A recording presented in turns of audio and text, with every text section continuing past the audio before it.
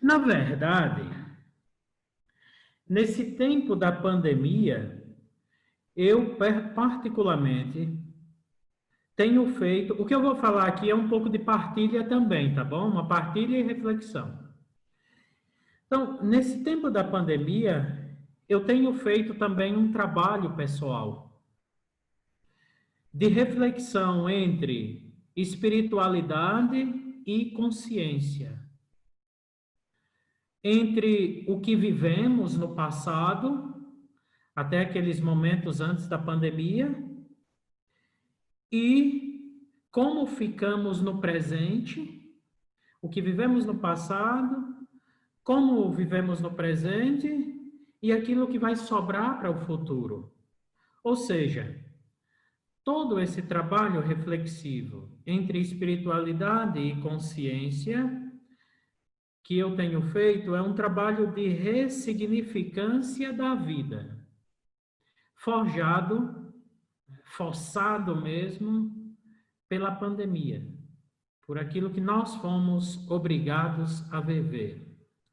E eu acredito que nós não adoecemos, nós não enlouquecemos, nós não entristecemos apenas por aquilo que vivemos. Nós entristecemos, nós enlouquecemos e até adoecemos muitas coisas por aquilo que nós vivemos e não compreendemos. Me entende? Nós não entristecemos, enlouquecemos somente por aquilo que vivemos, mas pelo que vivemos e não compreendemos. Não sei nesse sentido, por exemplo, se nós temos medo da morte, mas de morrer sem ter significado. A pior morte é a morte de quem não significou, de quem não deixou um significado, de quem passou pela vida e não deixou um significado. Eu acho que isso deve dar muito mais medo. E nas minhas poucas experiências, também como camiliano, nos hospitais e de um modo especial, quando fiz um estágio por um ano, naquela casa de repouso que nós temos lá em Cotia, na Granja Viana, muitos de vocês conhecem, isso que algumas coisas de teoria eu tinha visto em tanatologia, os estudos sobre o fim, sobre a morte e o morrer, eu constatei em algumas experiências ali. A experiência de você chegar no pôr do sol da sua vida, no entardecer da existência, e você olhar para trás e você ver que não foi tão significativo como deveria ter sido. Então, o que muitas vezes nos adoece, o que muitas vezes nos entristece, é o fato da gente passar pela vida sem significar, sem deixar rastros positivos. Então, nesse tempo, mais do que em outros tempos comuns, como nas últimas décadas que nós vínhamos vivendo, isso nos diferencia como humanidade.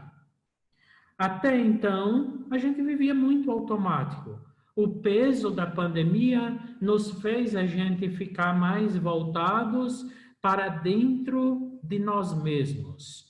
E aí a gente vê que a diferença profunda é nessa altura desta força do momento vivido que a gente vê a diferença profunda entre aqueles que estão conscientes do seu significado no mundo e do significado dos outros e aqueles que estão distraídos, que estão na superfície, entre os prudentes e os imprudentes.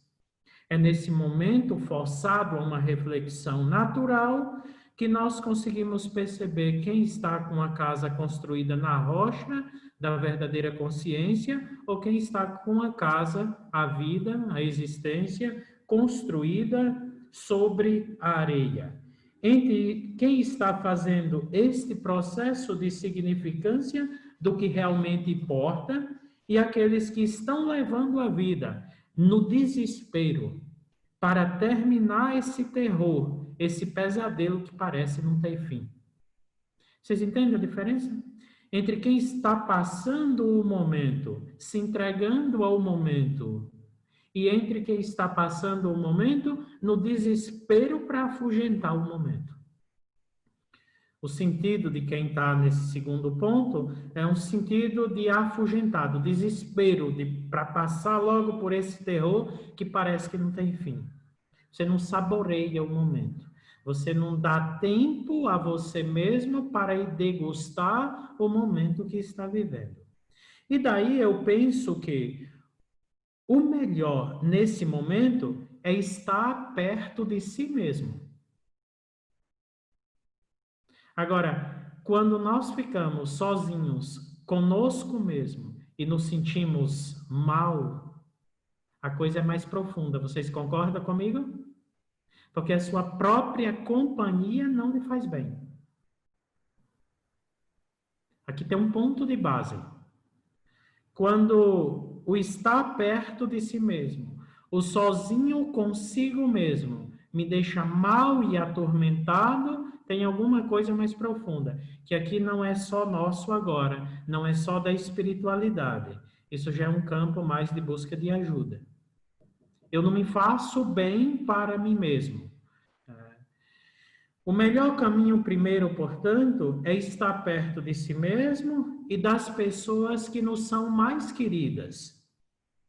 Estar perto da nossa família, não com uma atitude de salvador, porque muitas vezes isso é quase que imediato. A gente fica perto como quem quer ser o salvador da pátria, né? É uma tendência, às vezes, natural. Mas não é para isso.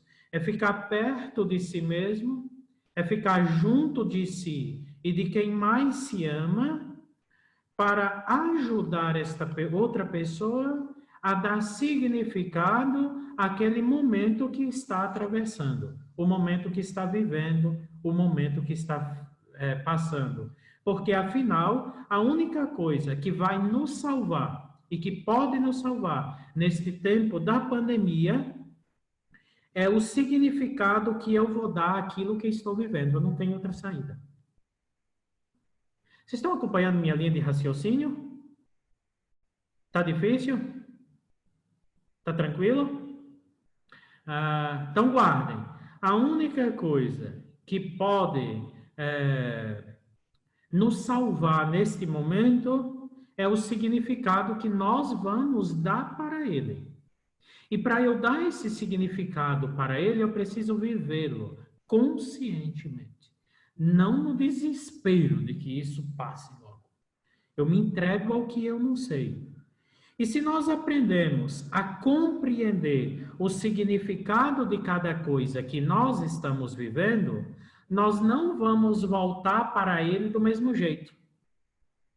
A situação pode se repetir na minha vida, mas eu volto de um jeito novo, porque eu aprendi com ele. Eu dou um significado novo para ele. Amanhã, pode vir uma outra pandemia. Daqui a 10 anos, 5 anos. Eu vou passar por uma outra pandemia, mas eu vou passar como algo novo e não do mesmo jeito. O triste é ficar sempre na mesma coisa a vida toda, sem ter dado este salto de consciência, sem ter encontrado um significado, o que aquilo representou para mim. Eu fiquei no passado, eu fiquei do mesmo jeito. Eu fiquei só com medo, eu fiquei só com o susto, eu fiquei só com o pavor. Eu não fiz o processo de significância, né? Aí a gente pode pensar também, por exemplo, a realidade da família, a realidade do casal. Aquela pessoa que está comigo há 1 ano, ou há 5 anos, ou há 15, há 30 ou há 50 anos, é sempre a mesma pessoa. Mas o significado que eu dou para ela é sempre novo. Esta pessoa com a qual eu passei o dia de ontem, que eu dormi com ela, que passo o dia de hoje e vou dormir com ela hoje novamente, amanhã é a mesma pessoa, mas eu tenho um significado para ela. Se isto não acontece, nós passamos a viver da superficialidade. na aparência das coisas e não do significado dela. Isso é um perigo. É o que a gente vê acontecer muitas vezes. Vocês percebem aqui o encontro com a leitura? Onde está a rocha, onde está a areia? A superficialidade ou a profundidade do significado? Bem, feita esta introdução entre o momento da pandemia que nós vivemos, o significado que nós somos convidados a dar a este momento e a possibilidade de ficar no superficial, é preciso a gente considerar agora algo que é unânime, eu acredito, para todos nós. De fato, o mundo passou por um caos. Concordam? Um caos total. E foi de repente que caiu nas nossas cabeças, sem nos dar tempo de preparação. De repente caiu. Neste caos, é importante nós levarmos em conta a situação de crise pessoal. Crise. Nós funcionamos, na maioria das vezes, por conta das crises. É por conta das crises que muitas vezes nós funcionamos. Um dia nós entramos em crise quando éramos adolescentes e viramos jovens. Quando éramos jovens, entramos em uma crise e nos tornamos adultos. E na adultez, nós entramos numa crise para ficarmos mais amadurecidos. E assim sucessivamente. Tem gente, é verdade, que não entra em crise e fica sempre numa adolescência ou numa juventude a vida toda. Na crise, o nosso mundo desmorona. Aquilo que me era segurança, de repente eu vejo tudo desmoronado em torno de mim. Sobra apenas o eu. No auge de uma crise, eu me sinto sozinho. E não foi assim que nós nos sentimos muitas vezes, no meio desta pandemia? Dentro de casa, somente comigo, muitas vezes, ou apenas com o meu, ou com os meus? É um auge de uma crise. Ela nos destroça de todos os lados. Sobra somente o que é essencial. Eu. E essa é a experiência mais radical. É aquilo que vai acontecer conosco na morte.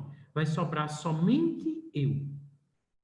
Não importa os meus bens, não importa os meus títulos, não importa o que eu adquiri, não importa naquele momento quem eu tenho, quem eu deixei de ter, porque só vai sobrar eu. Só eu mesmo. Só a minha consciência.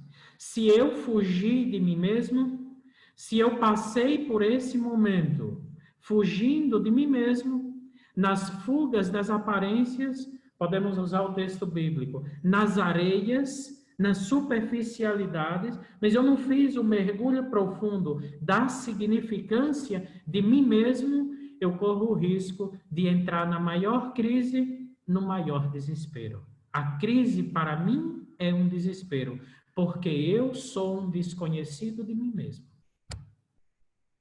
A pandemia, esse momento que nós vivemos, nos forjou a termos, de alguma forma, a experiência mais radical da crise, como que uma preparação para a nossa morte. Aquilo que nós teremos que passar sozinhos um dia. Por isso mesmo, que nesse tempo é importante a gente se perguntar sobre as nossas relações. E a primeira relação é minha comigo mesmo.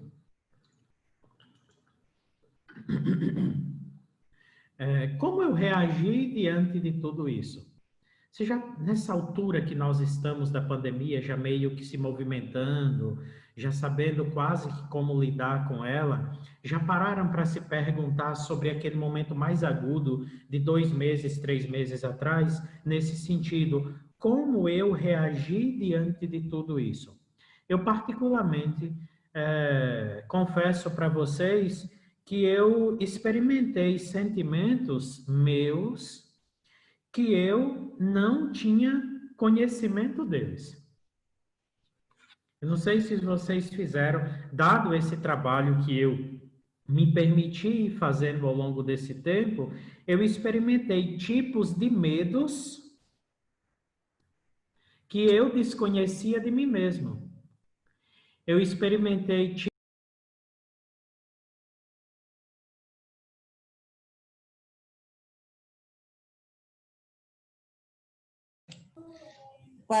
Padre, o seu acho que som desligou saiu. seu microfone, padre. Desculpem. É que eu tô passei a mão aqui em cima do teclado e então, onde vocês pararam de me ouvir? Que o senhor experimentou Seus medos. seus medos. Então, eu estava dizendo assim, que nesse tempo da pandemia, com essa questão do ficar próximo de si mesmo e fazer o mergulho na própria crise, é importante a gente se perguntar sobre as nossas reações. Como foi que eu reagi a esse mergulho dentro da crise? Vocês casados têm uma função dupla nesse sentido, né? Vocês sabem. Mas aí eu vinha dizendo que, ao me fazer essa pergunta, porque me permiti mergulhar dentro desta crise, nesse momento da pandemia, eu dizia assim: eu partilho com vocês que eu experimentei alguns sentimentos que até então eu desconhecia de mim mesmo. Alguns tipos de medos que eu não sabia que eu tinha.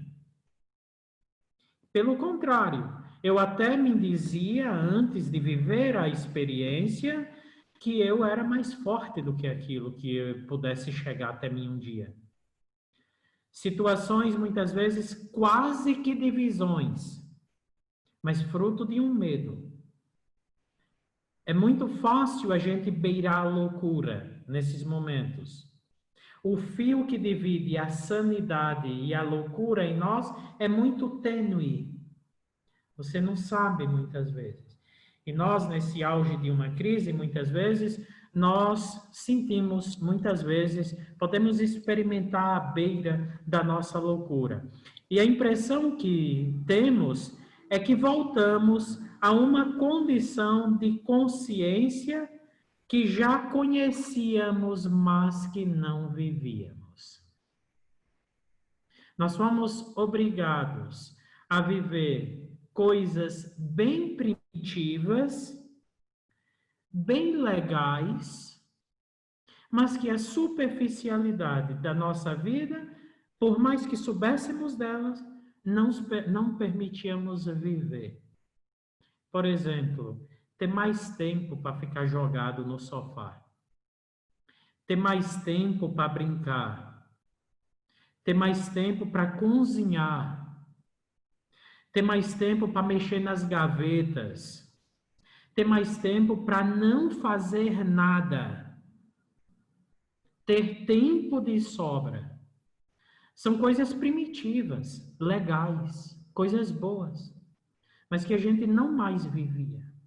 Nós já sabíamos disso, mas nós estávamos tão em um automático da vida que nós não nos permitíamos mais viver. E estas experiências de ter mais tempo e tempo de sobra, e limpar a casa, e limpar o próprio banheiro, fazer a própria comida, mexer nas próprias gavetas, essas experiências comuns tocam o coração. Coisas simples que nos devolvem o contato com aquilo que é mais natural de nós mesmos, que nos devolve o contato conosco mesmos. Mas nós estávamos tão artificiais que não sabíamos, ou até fazíamos essas coisas, mas as fazíamos de uma maneira muito mecânica, longe de nós mesmos. O hábito, a correria, a pressa de já passar para outra ocupação, com a cabeça lá na frente. Isso é artificialidade. sem limites para nada. Velozes. Antes da pandemia, sem essa parada, a gente ia e vinha para qualquer lugar, a qualquer hora, em qualquer situação, como se tudo estava bem possível e ao meu alcance. Quase como se nós fôssemos deuses controladores da situação. Eu quero, eu posso, eu vou. É 2 horas da manhã, mas eu posso, eu quero, eu vou. Nós não tínhamos tão superficiais na velocidade, na pressa da vida, que nós estávamos distantes de nós mesmos. Vocês estão pegando o fio da meada, né? Esse processo eu vou usar o termo forte, quase que de uma alienação de nós mesmos. Eficientes, competentes, mas alienados da nossa própria raiz, de eu mesmo. E coisa simples, do lavar a louça com calma, me devolve a mim mesmo. E é justamente aqui, nesse vértice da devolução a mim mesmo, por meio das coisas primitivas e muito fáceis, que eu me faço aquela pergunta que eu dizia anteriormente, que partilhei de ter experimentado sentimentos que eu desconhecia a mim mesmo. Como foi que eu reagi? Quando fui obrigada a voltar para mim mesmo. A hora de descobrirmos que nós não controlamos nada. Fomos obrigados agora a descobrir que nós não controlamos nada, mas que, pelo contrário, nós estamos controlados e fragilizados. Nos sentimos controlados e fragilizados. Mais ainda, uma sociedade narcisista, como é a nossa sociedade é muito narcisista, não leva a sério a fragilidade, os pequenos, os estilos de vidas que são diversos das minhas, as formas de vida diversas da minha vida, as expressões de vida diversas da minha vida. É uma sociedade narcisista. Importa o semelhante, o da aparência, o que tem pacto comigo. Né?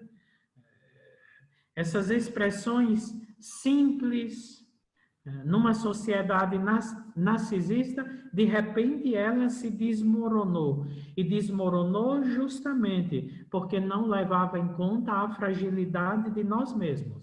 A pequenez que costura a vida. Nossa vida é costurada, é nossa condição. Nossa vida é costurada de pequenezes. E pequenezes frágeis. Que a gente fazia de tudo com as nossas grandezas superficiais para afugentar de nós mesmos. E, de repente, nós fomos obrigados, fomos devolvidos à fragilidade. A pequenez de nós mesmos. Outra vez, repito, aqui nesse vértice, a pergunta: como foi que eu reagi a tudo isso?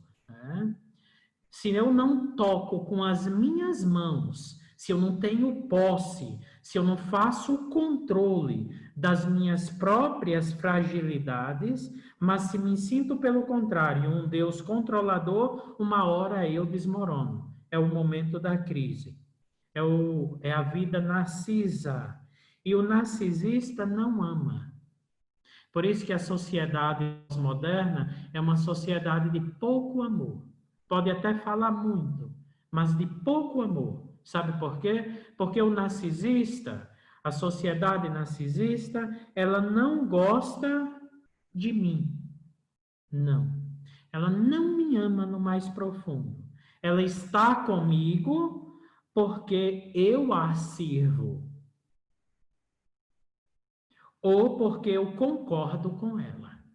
No momento que eu deixar de servi-la, ou no momento que eu deixar de concordar com ela, a sociedade narcisista me rejeita. E nós vemos isso em tantas instâncias. Os nossos de maior idade, tantas vezes, os nossos pais, os nossos avós. E quando tudo isso desmorona, a gente só tem duas opções. Quando nós somos obrigados a ser devolvidos à nossa fragilidade, sem fugas, sem artificialidade, sem nada, ou nós juntamos os cacos, nós juntamos os pedaços e choramos sobre eles, ou eu entro em um desespero e vou dando chacoalhadas de todo lado, murros e pontadas em tudo e em todos, negando que nada disso é comigo, que nada está acontecendo, mas lá na frente eu acabo por cair outra vez em cima de uma crise maior. Aí eu volto ao mesmo ponto. É melhor, quando as nossas forças não são suficientes para resolver a situação, a gente fazer o processo da entrega da significância. O que isso quer dizer para mim? Como é que eu me sinto? Quais as minhas reações? E o que isso quer dizer para mim, para minha família, para o meu estilo de vida, para a minha forma de enxergar o mundo, a minha forma de enxergar o outro. Você pode ter tudo, pode ter todos os meios, mas se você não controla a si mesmo, você raramente vai para frente e raramente consegue alguma coisa na vida. Correndo o risco de passar a vida toda na aparência, nesse narcisismo, nessa artificialidade, né? E a beleza, ainda mais, nessa minha meditação, a beleza da pandemia, desse vírus, é justamente a invisibilidade. A invisibilidade. Ninguém sabe onde ele está. Ninguém vai controlá-lo. E, ao mesmo tempo, essa invisibilidade me faz observar que, à medida que eu preciso estar o tempo todo meticuloso. Ele é invisível, eu preciso estar meticulando tudo, eu não sei onde ele está. E, ao mesmo tempo, meticuloso comigo mesmo. Eu preciso pensar o tempo inteiro no que eu estou tocando. Eu preciso o tempo inteiro me observar. Eu não sei onde ele está. Onde eu estou passando. Perto de quem e do que eu estou. Veja, a sua invisibilidade me obriga a eu voltar para observar a mim mesmo. Coisa que nem sempre eu fazia no dia a dia. Concordam comigo? É uma coisa meio louca, né? Eu não estou deixando vocês meio assim, não, tô? Hã? Quem já está meio assim? Tranquilo? Então, vejam quantos pontos, neste contexto que nós vivemos nos últimos tempos, nos forjaram a ser devolvidos a nós mesmos. A fazer um mergulho conosco mesmo. Esse vírus é algo ainda mais, um outro ponto. Esse vírus, ele é vivo. O vírus é vivo. Ele é vida. E enquanto vida, ele luta para viver. Ele não está espalhando a morte. Eu estou num plano agora filosófico, né? Ele não está espalhando a morte. Ele está espalhando a vida que ele tem. Ele quer ganhar espaço para ele viver. Ele está travando a batalha dele para ele viver. E nós, ao mesmo tempo, com aquilo que nós conseguimos ter, travamos a nossa batalha para também viver. Nós também estamos vivos. Nós também temos a vida. Nós também queremos viver. E aí nós nos damos conta de quando muitas vezes nós nos sentimos tão poderosos, tão sábios, tão cheios de culturas, tão cheios, muitos de riquezas, e de repente eu posso perder a batalha da minha vida para uma outra vida que sequer eu não enxergo, que sequer eu não vejo, e que também está na mesma luta que eu. Ele também quer viver. Ele quer só um lugar para viver. E agora parece que do jeito que eu trato a minha vida, eu ganho ou perco a batalha. Nessa altura do plano filosófico da vida minha, da vida do vírus, da batalha que nós travamos, me leva agora a cair em mim mesmo e pensar assim: a forma que eu levo a minha vida vai me salvar ou não nesta batalha. E aí nós concluímos deste ponto dizendo: este vírus é um mensageiro. Ele é um profeta. Este vírus é mensageiro. Esse vírus é profeta. Ele me deixa uma mensagem sobre a vida que eu levo, as escolhas que eu faço, o sentido que eu dou para a minha vida, onde construo a minha casa. E isso mexe com a minha consciência e com a consciência das pessoas que estão ao meu lado. Se isso acontece e nós nos permitimos, como eu dizia anteriormente, fazer este mergulho para encontrar o sentido autêntico da vida que eu faço, das escolhas que eu faço, das pessoas com quem eu escolho estar e dos sentidos que ela tem para mim, eu sou capaz de me transformar, de passar por tudo isso de um jeito diferente. Se não mexe com a minha consciência nesta dimensão, nesta linha, eu entro em desespero. Brigo comigo, travo guerra com mim mesmo, não me aceito, não me reconheço, consequentemente não reconheço o meu esposo, minha esposa, o meu filho, vira um inferno, uma batalha, e eu não me transformo. Gero outras crises, gero outros problemas, além do problema primeiro que nós já estamos passando. Percebe o vértice da coisa? E por isso é o trabalho pessoal que eu disse que tenho feito nesse tempo, de me permitir entrar no centro da crise. E me perguntar, como reagir diante disso? O que isso me anuncia? Qual a mensagem que isso me traz? Junto com essa pergunta, qual o sentido das pessoas que estão ao meu lado? Do porquê estou aqui? E daí eu fico até pensando também, veja, nessa linha de raciocínio, não tem nada particular com quem perdeu parentes. Eu sei aqui, olhando vocês, alguém que tem perdas próximas, famílias, alguns infectados e tal, eu também tenho.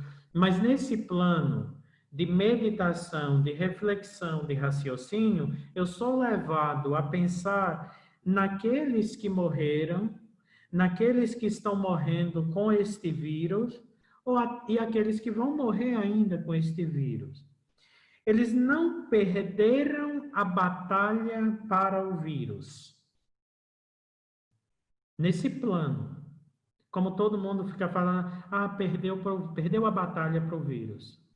Às vezes eu não fico pensando assim, às vezes eu fico pensando num plano, agora levando a filosofia para a espiritualidade, se isso é possível, eu fico pensando, talvez eles precisaram do vírus para dar o salto que de alguma forma eles não conseguiram dar até aqui nas suas escolhas, nos seus significados de vida.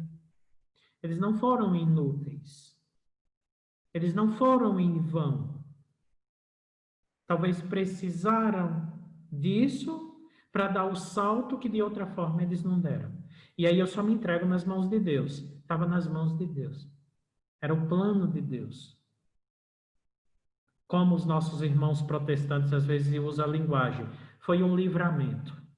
Se ficasse aqui, talvez, a trajetória do caminho de vida, o que os esperava? Não sei. Será que não foi um livramento?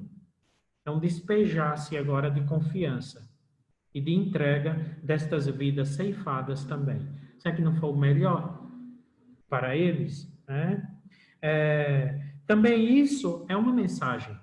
Também nesse plano, quando pensando sobre esses que partiram, que estão partindo, que vão partir, isto também é uma mensagem para mim que estou ficando.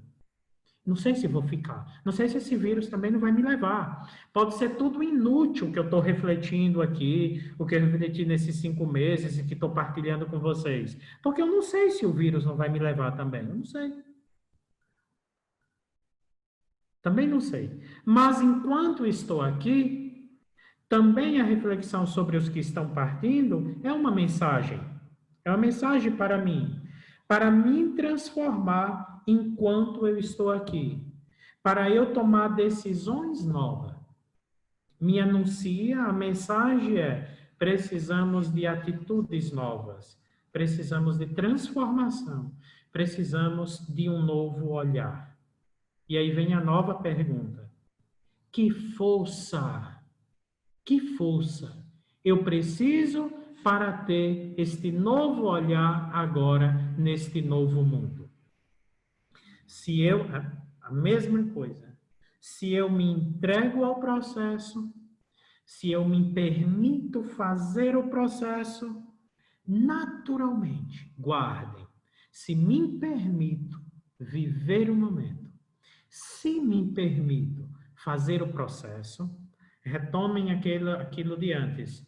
Se eu me permito experimentar minhas reações de medo, de pavor, de susto, de tristeza, até de depressão, muitas vezes, se eu me permito, naturalmente, esta situação é uma situação paridora.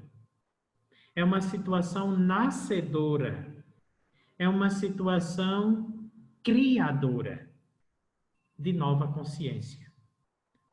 Vou repetir. Se eu me permito fazer este processo, me experimentar, esta situação é paridora, é nascedora, é criadora de uma nova consciência, naturalmente. Só se a gente for louco. Só se tiver algum problema. Caso contrário, naturalmente. Não precisa fazer faculdade, não precisa ler livro, não precisa buscar o cientista, não precisa buscar o político, não precisa buscar o papa, não precisa buscar o padre, não precisa buscar o... Não. Naturalmente é paridora essa situação. Vai dar uma luz nova na minha consciência. Mas trata-se do entregar-se ao momento que eu não tenho controle. Eu não tenho controle. Eu me entrego ao momento. Sem tentar desesperadamente dar chutes nele. Eu não tenho controle, eu não tenho força além dele. Quem fica bem presente neste tempo, seja se cuidando por precaução, seja se cuidando por medo ou por prudência, termina sobrevivendo ao processo. A paciência. É um conceito forte aqui. A paciência, a docilidade para a paciência, que não é fácil. Nós não somos formados para a paciência. Desde a mais tenra infância. Nós não somos formados para a paciência, para a tranquilidade, mas para resolver, para dar um jeito. E por isso, nesse momento grande da minha falta de controle, eu não consigo me entregar ao processo, à fase que estou vivendo. Importante também, eu estou quase terminando, viu? Tem tempo? Tem, Sheila? Já passei o tempo? Não, nós estamos no tempo, padre. Está no tempo? Tá. Está no tempo e está muito bom, né? Eu vou resumir aqui rapidinho os pontos que eu tinha para concluir, tá bom? Pode ser ou posso parar? Pode ser, padre.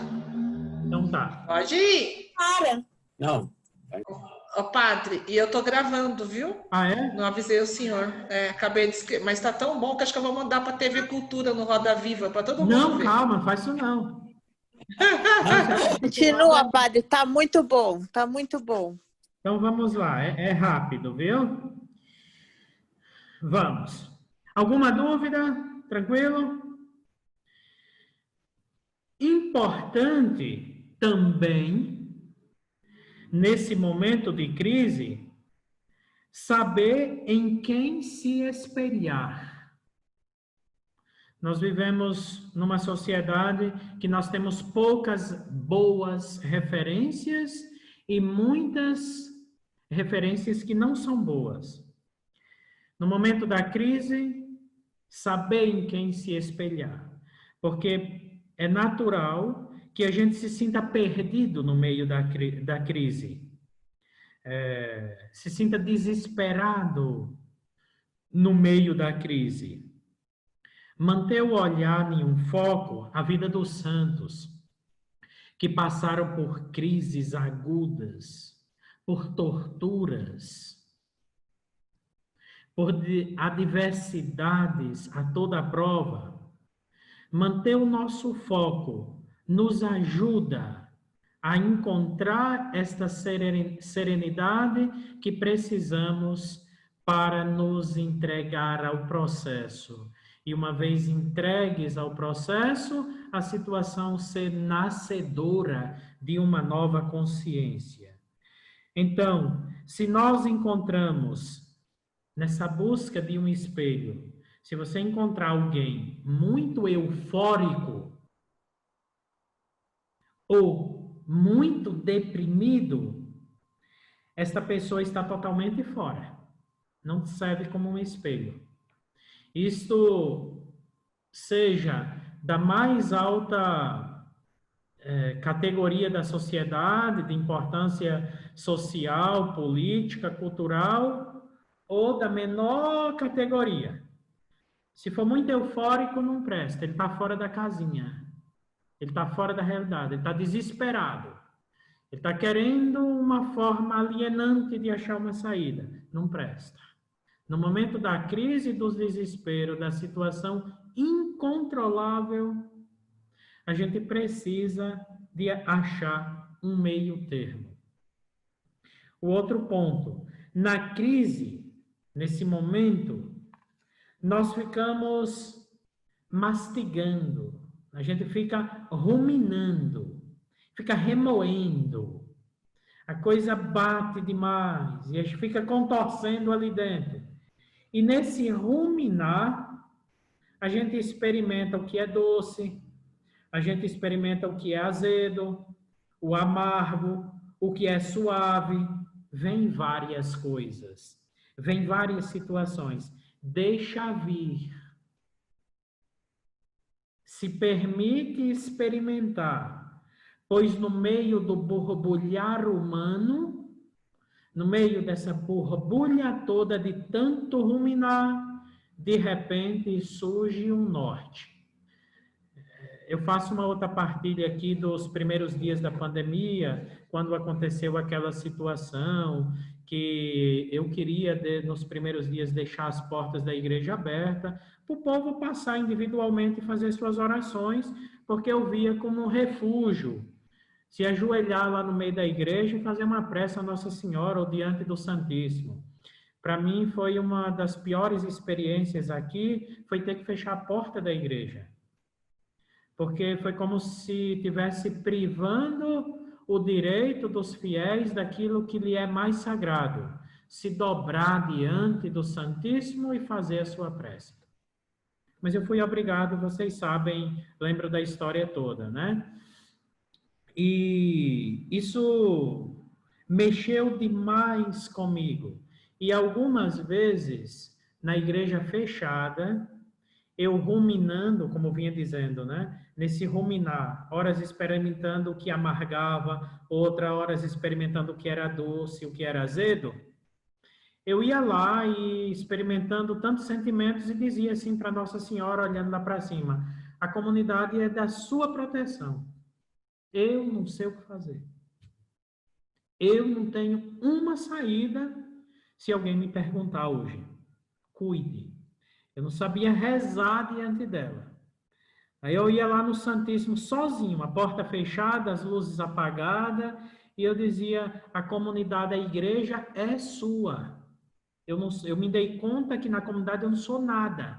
Me dei conta que na comunidade, ninguém da comunidade é nada. Porque nem eu e nem ninguém da comunidade tem uma saída. Só você, só tu, Senhor, tem o controle. Cuida. E no meio desse ruminar, de repente era quase que, sei lá, vinha uma luz. Vamos transmitir a missa? Vamos usar o Facebook, eu não sabia como fazer. Vamos fazer inscrições, não sabia nada disso. Alguém dava ideia, 1000 seguidores tem, pode abrir lá o canal do YouTube, blá, blá, blá. Vamos mandar uma mensagem. Eu vou gravar um videozinho dizendo bom dia para os paroquianos. Vamos mandar na rede, no WhatsApp. Não sei, eu não sabia, eu não tinha nada programado. E eu atribuo por isso, gente, essa minha insistência muitas vezes. Temos que parar tudo para celebrar uma padroeira. Nós temos que parar tudo para reverenciar o nosso Deus. Porque nós nunca vamos conseguir medir, nunca nós vamos conseguir medir quanto um padroeiro intercede pela sua comunidade. A gente precisa parar nossa correria para analisar essas coisas pequenas, como eu dizia antes, lavar a louça, uma intuição, uma ideia que brotou, o entregar-se ao processo sem desespero, eu dizia há pouco, é uma situação paridora, geradora, nascedora. Se eu tivesse desesperado, trancado, chorando, fazendo ligação, chamando fulano, ligando para minha mãe, ligando para o meu pai, chamando o bispo, chamando meu superior, ligando para um, ligando para... De repente eu não nascia uma ideia. E das outras pessoas ao meu lado também, e ao lado de vocês, muitos de vocês que estão aqui. A entrega ao momento, para que o momento seja em mim nascedor de uma ideia nova, de uma consciência nova. Vocês já viram aquela situação em que as pessoas, às vezes em missa, é muito comum, em grupos de oração, em partilhas, de meditações, reflexões, a pessoa está lá participando, atenta, se entrega, se desliga do trabalho, da família, dos problemas e de si mesmo, e se entrega para ouvir aquilo, para meditar aquilo, para atenta àquela leitura, e no final ela volta e diz assim, poxa vida, tudo isso hoje foi para mim. Já ouviram isso? Ou já aconteceu com vocês, que é possível? Nossa, eu acho que esse pregador hoje falou tudo para mim. É um exemplo de quando a gente se entrega ao momento. Eu preciso me entregar essa noite ao momento. Estou estressado, irritado, amargo. Eu preciso dar tempo para mim mesmo. Preciso me entregar ao momento vivido. Com tudo isso, nós podemos fazer deste tempo, minha gente, um tempo sagrado. A pandemia, esse momento que nós estamos vivendo, não pode nos deixar, depois que sairmos dele, atormentados com ele, traumatizados com ele. É possível, sim, insisto, fazer deste momento um momento sagrado, pois há a possibilidade de ressurgir. Ele pode ser um momento de ressurreição. Esse momento pode ser uma sexta-feira e um sábado santo, e eu amanhecer em um novo domingo. Aquilo que é vivo, fica. E fica com uma casca nova. Fica com uma roupagem nova. Ele está vivo no meio de nós.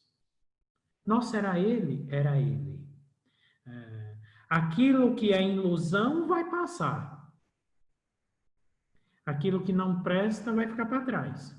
Só vai sobrar aquilo que é bom, aquilo que é vida em si mesmo, aquilo que tem sentido, aqueles que fazem sentido, aqueles que eu dei significância.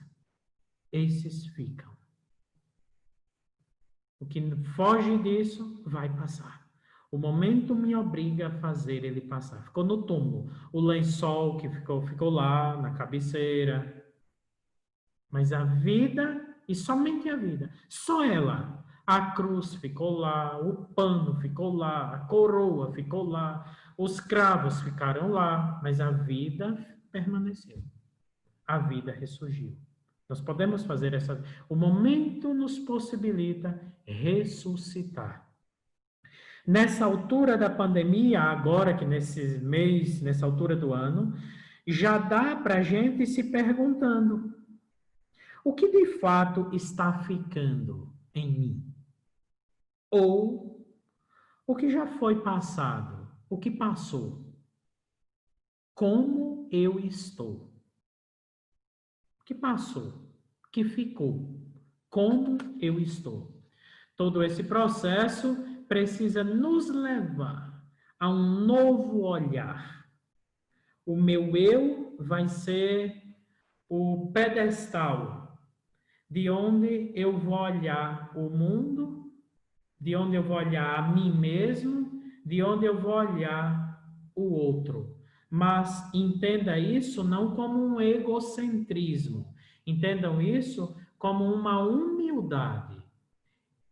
Eu vou ter um parâmetro em mim mesmo, humildade e compaixão, para olhar o outro, para olhar as realidades, para olhar o mundo. Ou seja, não mais um olhar comparativo. Não, imagina, eu? Olha lá o outro. Olha aquilo que faz, olha aquilo que deixa. Não um olhar mais comparativo, mas um olhar de compaixão, de se colocar no lugar do outro. Eu naquela realidade, eu naquela vida, né? Um mundo mais humilde, um mundo mais compassivo. Então, minha gente, como resumo, eu diria: abraçar a dor é uma forma de sofrer menos. Abraçar a dor, com tudo que ela comporta, sua dimensão de ser incontrolável, a sua dimensão de ser invisível, a sua dimensão de estar além de mim mesmo, abraçar todo o conjunto dessa dor, é uma maneira de sofrer menos, porque a dor é humana. O humano comporta ter dor. O sofrimento, nem sempre. Nós podemos passar pela dor sofrendo pouco, como os mártires. Eles, e por quê? Agora eu emendo por onde comecei. Porque deram um significado mesmo para a sua dor. Nietzsche dizia: quem tem um porquê para viver, suporta todo e qualquer como. Quem tem um porquê para viver, suporta todo e qualquer como. Mas se nós não temos um porquê para viver, nós só sofremos. Bem, era um pouco de tudo isso, fruto dessas minhas reflexões, pensando na imagem da rocha que eu sou, da areia que eu desejei partilhar com todos vocês. Eu não sei se vocês concordam, discordam. Aqui tem filosofia, tem teologia, tem espiritualidade, ou não tem nada disso, ou foi só loucura mesmo da minha cabeça. Não sei se ajudou ou atrapalhou mais vocês. Ajudou.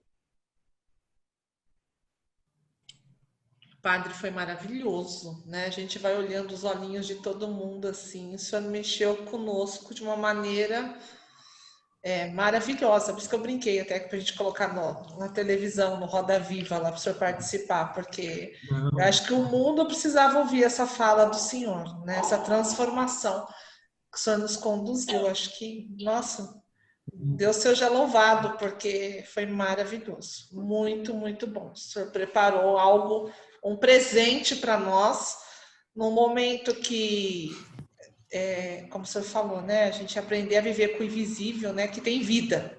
Então, porque a gente tem raiva desse bicho. O senhor mostrou para nós que ele também quer viver, né? Exatamente. Até isso o senhor colocou o amor. Foi maravilhoso, foi muito, muito bom mesmo. foi assim de chocar, de tão bom que foi, eu acho, acredito. Tá aberto aí o microfone para todos, né? Mas a gente, nossa, muito grato. Obrigado. Se identificar com várias passagens que o senhor descreveu. Uhum. Padre, a reflexão da Rocha, eu acho que veio bem a calhar, né, com a situação que nós estamos vivendo hoje. O Alberto ficou aí um tempinho fazendo o seu calvário e hoje ele foi para a casa do pai. Conversando com a Nilba, né, até partilhei mais cedo com a Sandra, e eu falei, olha, aí tem uma mulher de fé, né? Por quê? Porque nós já sabíamos que estava próximo esse momento, né? Onde ela foi, né, se despedir do marido e ela entregou, né? Então ela falou, olha, não é meu marido que está aqui, né? Então ela falou, olha bem, você vai para o Pai, você vai para Deus, você encontra Padre Afonso, você encontra seus pais, que nós vamos ficar aqui, né? E ela me falou isso muito serena, muito tranquila hoje, né? Então, você vê a fé, né? É todo o alicerce dela sendo criado, né? Em cima da rocha. Nada sendo criado, né? Na areia, nada no desespero, né? E ela falou assim, olha, eu vou ser a fortaleza da família para poder amparar a filha que está no Canadá e que não pôde estar com o pai nesse momento, a outra que acompanhou o pai em todos os momentos e agora talvez vai sentir um pouco mais. Então, ela falou assim, hoje eu não fui nem me despedir lá em São Roque, eu preferi ficar com Nossa Senhora, entregando cada momento. Então, conforme o senhor foi falando, me veio realmente como se fosse uma visão de todos os momentos, né? Que quem teve a oportunidade de conviver um pouco com Alberto e Canilba, que nem nós tivemos, que eles cuidam do nosso círculo, essa rocha, essa fé, todas as demonstrações, né? Então, que você passa na dor, que você vai ter problema, mas assim, que tudo que você vai construindo em cima de uma fé, em cima de uma rocha, né? Você vai passar, mas você vai passar e lá na frente você vai dar tudo certo, né? Aquilo tem que ser passado, mas aquilo não vai ser algo que vai te atormentar eternamente. É um momento de passagem. E isso veio, esse tema acho que veio bem a calhar. Obrigada. Percebe essa imagem da rocha que representa justamente aquela dimensão do significado que foi dado à vida, ao vivido, ao outro. O momento da morte chega, esses momentos limites, como vocês, hoje nós temos o exemplo do Alberto e a Nilda aí experimentando, ela chega sem tanto desespero. Porque existiu de fato um significado, uma vida saboreada, uma vida entregue, que foi construída e forjada com uma rocha que de fato valia a pena. E se perguntasse para ela, com certeza, se ela começaria tudo de novo hoje, ela ia dizer com certeza que sim. Se perguntasse, se Deus estiver perguntando para ele nesse momento, ele vai dizer também, sim, começaria tudo 1000 vezes outra vez, né? Então, de fato, aquilo que eu tentei trabalhar com vocês agora nessa reflexão, o processo de significância, o oposto da superficialidade, do mundo mecânico, ativista, narcisista, que muitas vezes nós somos tentados a viver. É o oposto da vida significada, do significado que eu dou. Veja um exemplo bem concreto aí na Nilba e no Alberto, né? Dá para pensar, né? Fazer um exame de consciência muito grande de cada um de nós, né? Dá para trabalhar bastante. É verdade. Para refletir. Foi muito bom. Muito, muito bom mesmo, padre. Eu acho que o senhor veio, assim, trabalhar um pouco a nossa mente também, né? O senhor nos exercitou essa noite a pensar, nos conduziu a alguns acontecimentos, porque que tá todo mundo, que a gente viveu em casa, ok, que nós estávamos lavar louça, cozinhar, ok, mas a hora que o senhor nos conduziu para dentro fez toda a diferença. Eu acho que tenho certeza que está todo mundo muito grato, com o coração muito cheio de amor e nos vendo de formas diferentes, né? Eu acho que o senhor conduziu, nossa, foi maravilhoso, padre. Que Deus assim o fortaleça ainda mais, e vai estar disponível esse vídeo para o senhor colocar aí para todo mundo, porque foi muito bom.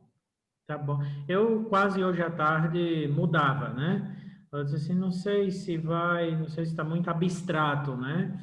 Poderia fazer algo mais puramente teológico, uma interpretação mais puramente espiritual e teológica do texto, o tema, mas no final das contas, não, eu já preparei, foi algo que de fato eu me mergulhei nisso, eu acho que vai ajudar, assim, a cada um e as famílias. Então, vamos lá. E aí eu me mantive firme na ideia de apresentar isso mesmo desse jeito. Que bom que vocês gostaram e quem sabe se for oportuno com mais pessoas, em um grupo maior outra vez, a gente pode repetir também. Eu sempre acredito em uma coisa.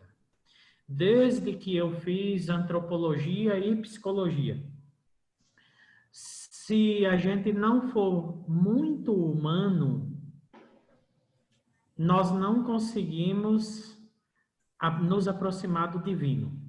Em outras palavras, quanto mais humano, maior a possibilidade de eu me espiritualizar. O contrário é fuga. O contrário é fuga. É aquilo naquela altura que eu falava da fragilidade, quando forçosamente nós fomos obrigados a ser devolvidos à minha fragilidade, à minha falta de controle. Se eu não tiver posse desse miolo, a minha espiritualidade vai ser só um recheio de chocolate no bolo, mas não passa de um recheio, não banhou o interior. Eu sou muito convencido disso. Eu sei que eu estou longe disso, eu preciso fazer um longo trabalho comigo mesmo, mas eu sou convencido disso. Padre, eu sou partidário aí, né? Em uma dessas lives aí do pós, a gente contou um pouco da nossa vivência aí, né? Então eu acabei testemunhando um pouco das minhas dificuldades aí com todo mundo, e eu sou super partidário, padre. Eu acho que a gente precisa sempre, principalmente agora, né? Acho que é um gatilho bom, mas a gente precisa falar do que passa pela nossa cabeça, né? A gente precisa falar dessas coisas que para algumas pessoas pode parecer loucura, pode parecer exagero, pode parecer pouco, mas só quem passa sabe, né? E eu concordo plenamente.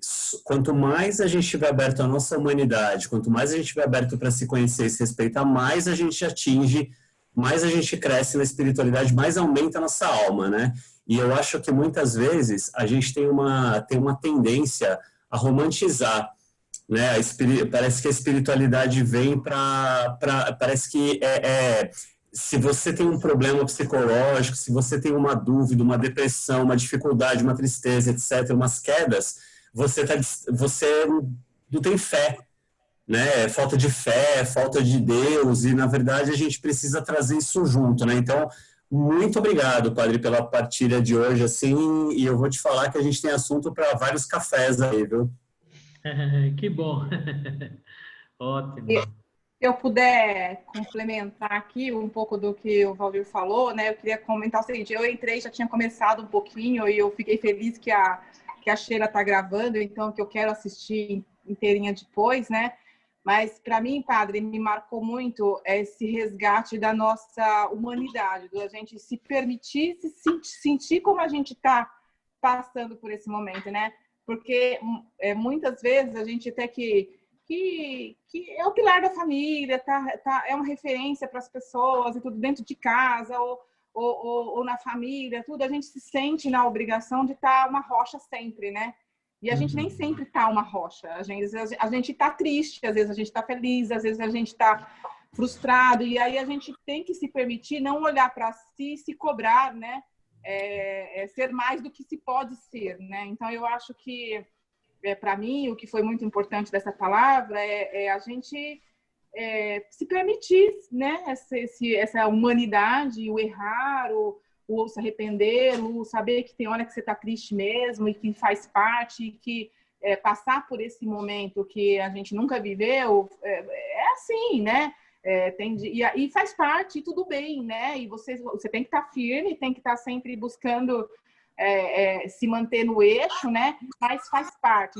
Então foi muito bom mesmo ouvir essa reflexão, e eu penso que eu falo, mas também acho que para várias pessoas que estão aqui na sala, que também estão firmes na batalha, lutando aqui para ser um evangelizador, uma referência na comunidade, a gente também se cobra, né? Acho que essa cobrança não é só minha, é de várias pessoas, de se cobrar de estar no eixo, e não é possível sempre estar, né? Às vezes a gente tem que se permitir, tem que refletir, tem que saber que faz parte, senão a gente se permitir vivenciar e aprender com isso, né? Então, acho que para mim foi muito bom essa palavra, e acho que não podia ser melhor, porque a gente está sempre em oração, buscando estar espiritualizado, mas tem hora que alguém tem que te puxar para o eixo também. Eu acho que essa palavra hoje teve para mim um pouco desse significado. Tá? Eu queria dizer isso e agradecer também pelo presente que foi essa conversa de hoje.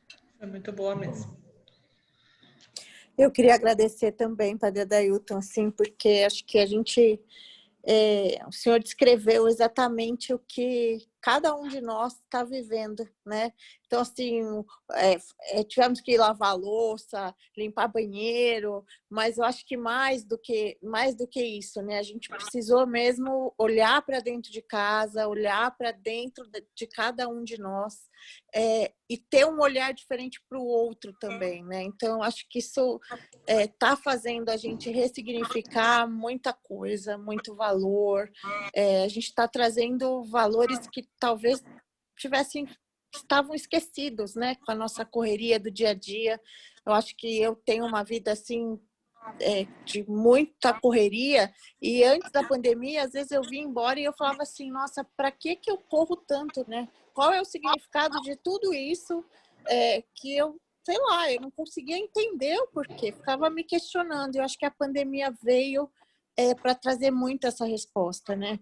Que a gente precisa parar, se a gente não parar, a gente não chega em lugar nenhum, né? A gente precisa olhar para a gente, olhar para a família, olhar para o outro, ter o nosso tempo com Deus. A gente tem que ter esse tempo, né? A gente precisa dar tempo para a gente mesmo, né? E se a gente não fizer isso, as coisas não têm significado. Né? Então, eu queria agradecer mesmo, porque hoje, assim, acho que o senhor me trouxe muitas respostas, assim, de muitas coisas que eu estava questionando. Obrigada, padre. Muito obrigada. Padre, quem tem um porquê para viver, suporta o como. Isso é maravilhoso. Suporta todo e qualquer como. E olha que quem disse suporta. Foi um grande ateu, Nietzsche, um grande filósofo chamado Nietzsche. Talvez alguns de vocês conheçam. O pregador do nada, da existência do nada. Essa frase. Que maravilha. Padre, então o senhor nos dá a bênção para a gente já encerrando. Nós podemos, né, padre, divulgar esse nosso pós, né? Porque a gente sempre salva. Pode divulgar nos grupos nossos da igreja, das famílias, enfim. Tá bom? Tá, porque foi maravilhoso. Então tá ótimo. Vamos pedir a bênção de Deus por intercessão de Nossa Senhora, que Ele abençoe as nossas famílias. Vamos lembrar dos doentes, daqueles que estão angustiados e sofrendo agudamente nesse momento, dos profissionais da área da saúde, dando a sua vida, seu tempo, para cuidar dos outros. Ave Maria, cheia de graça, o Senhor é convosco. Bendita sois vós entre as mulheres. Bendito é o fruto do vosso ventre, Jesus. Santa Maria, Mãe de Deus, rogai por nós, pecadores, agora e na hora de nossa morte. Amém. O Senhor esteja convosco. Abençoe-vos, Deus Todo-Poderoso, em nome do Pai, do Filho e do Espírito Santo. Amém. Amém. Tenham todos uma boa noite junto com toda a sua família.